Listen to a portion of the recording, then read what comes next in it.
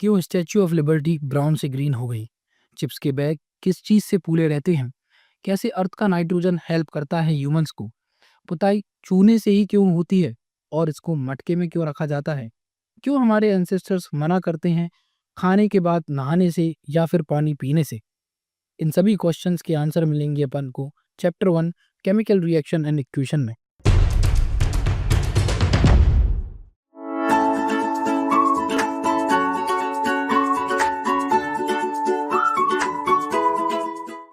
Chemical ऐसा substance जिसके पास खुद की स्पेसिफिक प्रॉपर्टीज हों। मतलब वाटर रूम टेम्परेचर पर लिक्विड है तो लिक्विड ही रहेगा, और फिक्स्ड कंपोजिशन हो उसे केमिकल कहते हैं। फिक्स्ड कंपोजिशन मतलब जैसे कि वाटर के पास 2 हाइड्रोजन है एंड 1 ऑक्सीजन है, अब कहीं से भी ले आओ यही रहेगा। इस चैप्टर की पीडीएफ आपको डिस्क्रिप्शन में मिल जाएगी और इस वीडियो को सिर्फ ऑडियो मोड पर भी सुन सकते हो रिवीजन के लिए। बाकी देखने में तो ये वीडियो इंटरेस्टिंग है ही।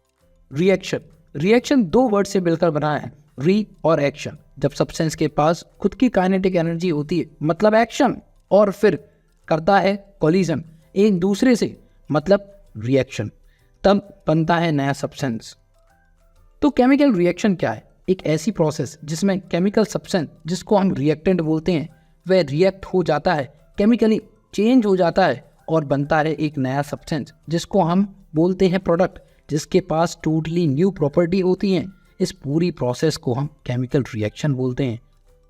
For example formation of water, hydrogen और ऑक्सीजन गैस होती हैं, रिएक्ट करके बना देती हैं वाटर जो कि एक लिक्विड होता है। वहीं अपन देखें अगर हाइड्रोजन और ऑक्सीजन फ्लेमेबल है मतलब आग और लगा देंगे, जबकि पानी तो आग बुझाता है। वैसे तो हम केमिकल रिएक्शन को सेंटेंस में लिखते हैं, मतलब when hydrogen reacts with oxygen then water is formed. लेकिन जब किसी रिएक्शन को सेंटेंस में ना लिखें और वर्ड्स में लिख दें तो उसको अपन बोलते हैं word equation. For example hydrogen plus oxygen gives water. अब अगर हम रिएक्शन को सिंबल या फिर फॉर्मूले की हेल्प से रिप्रेजेंट करते हैं तो उसको हम स्केलेटल इक्वेशन बोलते हैं। जनरली केमिकल इक्वेशन बोल देते हैं। रिएक्शन में जो रिएक्टेंट है वो लेफ्ट हैंड साइड होता है, प्रोडक्ट राइट हैंड साइड होता है, एरो का जो हेड है वो प्रोडक्ट साइड आता है और रिएक्शन की डायरेक्शन को बताता है। लेकिन एरो का जो टेल है वो रिएक्टेंट साइड आता है। देखो ये सारे के सारे ठटकरम साइंटिस्ट के आलस के कारण हुए। उन्होंने सोचा कौन लिखे इतने बड़े बड़े सेंटेंस, इक्वेशन बना देते हैं। कंप्लीट केमिकल इक्वेशन में रिएक्टेंट एंड प्रोडक्ट के साथ state, solid, liquid and gas के सिंबल्स भी आ जाते हैं और 2 एरो आती है, पहले लिबरेशन ऑफ गैस के लिए, दूसरा पीपीटी के लिए मतलब प्रेसिपिटेशन। सॉलिड के लिए आता है S, लिक्विड के लिए L, गैस के लिए G एंड एक्वस के लिए AQ। गैस रिलीज या लिबरेशन ऑफ गैस में आता है अपवर्ड एरो, पीपीटी में प्रेसिपिटेशन में आता है डाउनवर्ड एरो। लेकिन इक्वेशन की बैलेंसिंग बहुत ज़रूरी है। क्यों ज़रूरी है? Law of conservation of mass, मतलब mass can neither be created nor can be destroyed. इसका मतलब है कि रिएक्टेंट मास और प्रोडक्ट मास बराबर रहेगा, इसलिए अपन को केमिकल रिएक्शन को बैलेंस करना पड़ता है। इसका एक और मतलब है कि रिएक्शन में जितने एटम हैं प्रोडक्ट साइड उतने ही एटम होंगे कहाँ, रिएक्टेंट साइड होंगे। बैलेंसिंग तक तो ठीक है, लेकिन पता कैसे चलेगा कि केमिकल रिएक्शन हो रही है या नहीं हो रही है? उसके लिए कुछ पैरामीटर्स हैं, जैसे कि गैस का रिलीज होना, एवोल्यूशन ऑफ गैस, टेम्परेचर में चेंज होना, कलर में चेंज आना, स्टेट में चेंज आना। ये सब हो तो समझ जाना केमिकल रिएक्शन हो रही है। इसके लिए कुछ एक्टिविटीज़ हैं, जैसे कि एक्टिविटी 1.3, जब जिंक मेटल रिएक्ट करता है हाइड्रोक्लोरिक एसिड से तो जिंक क्लोराइड बनता है और hydrogen gas and heat release होती है, बीकर वार्म हो जाता है। ये चेंज इन टेम्परेचर का बहुत अच्छा एग्जाम्पल है। हीट रिलीज मतलब एक्सोथर्मिक रिएक्शन। हमने जिंक के टुकड़े उठाए ग्रेनुलस, उसको हाइड्रोक्लोरिक एसिड में डाल दिया, अब रिएक्शन होने दो, ये बीकर वार्म हो जाएगा और इसमें से निकलेंगे हाइड्रोजन गैस के छोटे छोटे बबल्स, रिएक्शन हो गई। एक्टिविटी 1.2, जब लेड नाइट्रेट जो कि वाइट कलर का सॉल्यूशन है रिएक्ट करता है पोटेशियम आयोडाइड से जो कि वाइट कलर का सॉल्यूशन है, तब बनता है लेड आयोडाइड का येलो पीपीटी और बनता है पोटेशियम नाइट्रेट का वाइट ट्रांसपेरेंट सॉल्यूशन। ये रिएक्शन चेंज इन कलर का अच्छा एग्जाम्पल है। लेड नाइट्रेट में पोटेशियम आयोडाइड डाला, येलो पीपीटी बन गया। कुछ देर बाद सोल्यूबल पोटेशियम नाइट्रेट ऊपर आ जाता है और insoluble yellow PPT of lead iodide नीचे जम जाता है। एक्टिविटी 1.1, जब मैग्नीशियम रिबन बर्न होता है तो डेजलिंग वाइट फ्लेम निकलती है और मैग्नीशियम मेटल कन्वर्ट हो जाता है मैग्नीशियम ऑक्साइड वाइट पाउडर में। इस रिएक्शन में मैग्नीशियम एयर में प्रेजेंट ऑक्सीजन से रिएक्ट करता है। देखिए इस एक्टिविटी में हमने मैग्नीशियम रिबन को बर्न किया और ये जो निकल रही है ये है वाइट डेजलिंग फ्लेम। अब जैसे ही ये बर्न हो जाएगी हमें मिलेगा मैग्नीशियम ऑक्साइड का वाइट पाउडर। अब यार ऐसी रिएक्शन जिसमें ऑक्सीजन ऐड हो और हाइड्रोजन रिमूव हो, उस रिएक्शन को अपन ऑक्सीडेशन रिएक्शन कहते हैं। अगर कोई सब्सटेंस ऑक्सीजन गेन करता है या फिर हाइड्रोजन लूज करता है एक रिएक्शन में, तो उसको हम बोलते हैं वह सब्सटेंस ऑक्सीडाइज हो गया है। पहली रिएक्शन में कॉपर ऑक्सीडाइज हो गया है CuO में, मतलब कॉपर ऑक्साइड में। दूसरी रिएक्शन में सल्फर से हाइड्रोजन रिमूव हो गया है, तो भी ऑक्सीडेशन रिएक्शन है। ऑक्सीडेशन का उल्टा, ऐसी रिएक्शन जिसमें हाइड्रोजन ऐड हो और ऑक्सीजन रिमूव हो, उस रिएक्शन को अपन रिडक्शन रिएक्शन कहते हैं। अगर कोई सब्सटेंस हाइड्रोजन गेन करता है या फिर ऑक्सीजन लूज करता है एक रिएक्शन में, तो उसको हम बोलते हैं वह सब्सटेंस रिड्यूस हो गया।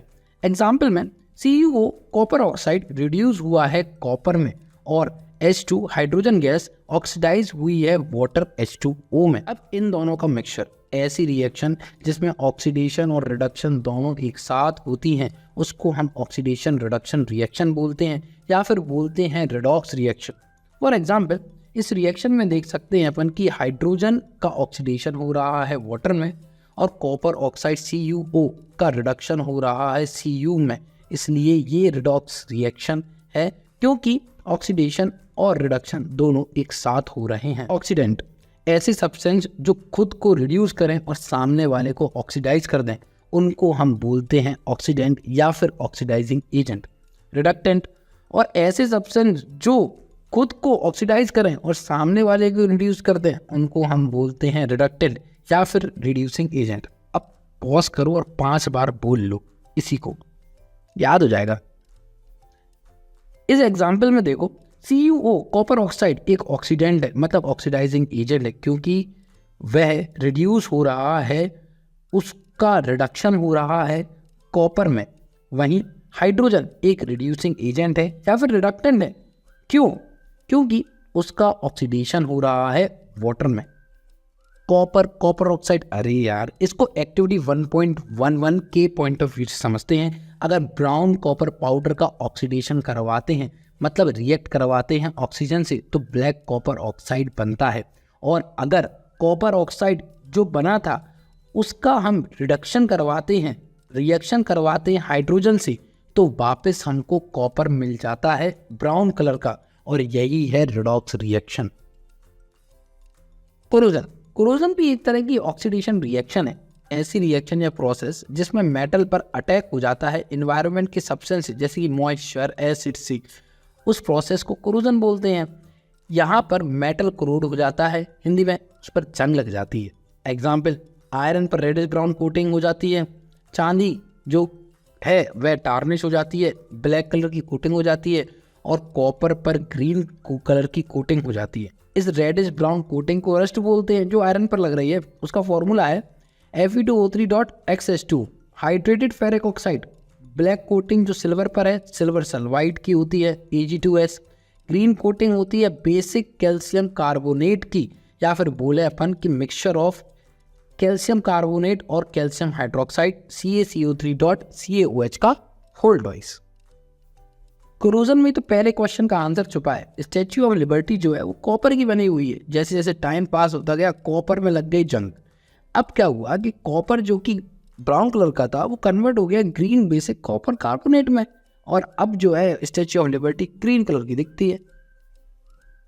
सिर्फ कोरोजन थोड़ी ऑक्सीडेशन है, रेसिडिटी भी ऑक्सीडेशन प्रोसेस है। ऐसी प्रोसेस जिसमें फूड और ऑयल ऑक्सीडाइज हो जाए और अनप्लीजेंट हो जाए, मतलब स्मेल आने लगी, टेस्ट बेकार हो जाए, उसको अपन रेसिडिटी कहते हैं। रेंसिडिटी के बाद फूड और ऑयल रेंसिड हो जाता है। एंटीऑक्सीडेंट, रेंसिडिटी को प्रिवेंट करने वाले सब्सटेंस या फिर ऐसे सब्सटेंस जो फूड और ऑयल के ऑक्सीडेशन को प्रिवेंट करते हैं उसको हम एंटीऑक्सीडेंट बोलते हैं। प्रिवेंट कैसे करें? पहला, एंटीऑक्सीडेंट की जो हम बात कर रहे थे उनको ऐड कर देते हैं फूड में। फॉर एग्जांपल जैसे कि चिप्स बनाने वाले नाइट्रोजन गैस को डाल देते हैं जिससे कि चिप्स ऑक्सीडाइज ना हो जाए, तो जो फूले फूले चिप्स के पैकेट रहते हैं उनके अंदर नाइट्रोजन गैस रहती है। दूसरे क्वेश्चन का आंसर मिल गया अपन को। सेकंड, दूसरा, फूड आइटम को एयर टाइट कंटेनर में रखो जिससे कि ऑक्सीजन का कांटेक्ट ही ना हो पाए, है ना, तो प्रिवेंट हो जाएगा। अब ये चिप्स बैग से समझ में आ गया होगा यार कि अर्थ में अगर 78% नाइट्रोजन नहीं होती तो हमारा ऑक्सीडेशन जल्दी हो जाता, सब जल्दी मर जाते ऑक्सीडाइज होकर। ये थ्योरी है कि अर्थ बहुत बड़ा चिप्स बैग है। देखो, रिएक्शन बहुत टाइप्स की होती है। पहली है कॉम्बिनेशन रिएक्शन, ऐसी रिएक्शन जिसमें सिंगल प्रोडक्ट बनता है दो या फिर दो से ज़्यादा रिएक्टेंट से, उसको अपन कॉम्बिनेशन रिएक्शन बोलते हैं। फॉर एग्जांपल कैल्शियम ऑक्साइड की रिएक्शन होती है वाटर से तो स्लेट ग्लाइम कैल्शियम हाइड्रोक्साइड बनता है और बहुत ज़्यादा हीट निकलती है, और यही है एक्टिविटी 1.4। एक्सोथर्मिक रिएक्शन, ऐसी रिएक्शन जिसमें हीट निकलती है प्रोडक्ट के साथ साथ, उसको एक्सोथर्मिक रिएक्शन बोलते हैं। ये एग्जाम्पल एक्सोथर्मिक रिएक्शन का ही एग्जाम्पल है। देखो, कुछ चीज़ें इंटरेस्टिंग है चैप्टर में। नोट, स्लेट ग्लाइम कैल्शियम हाइड्रोक्साइड का सॉल्यूशन यूज होता है वाइट वॉशिंग ऑफ वॉल में, मतलब पुताई करने में, चूने की पुताई। और जब कैल्शियम हाइड्रोक्साइड रिएक्ट कर जाता है कार्बन डाइऑक्साइड से जो कि एयर में प्रेजेंट है तो कैल्शियम कार्बोनेट बन जाता है। 2-3 दिन बाद ये जो पेंट किया था कैल्शियम हाइड्रोक्साइड वो मज़ेदार शाइन करता है because of calcium carbonate. Marble, chalk, एक्शल, सब में कैल्शियम कार्बोनेट है। इन सब का फॉर्मूला CaCO3 होता है।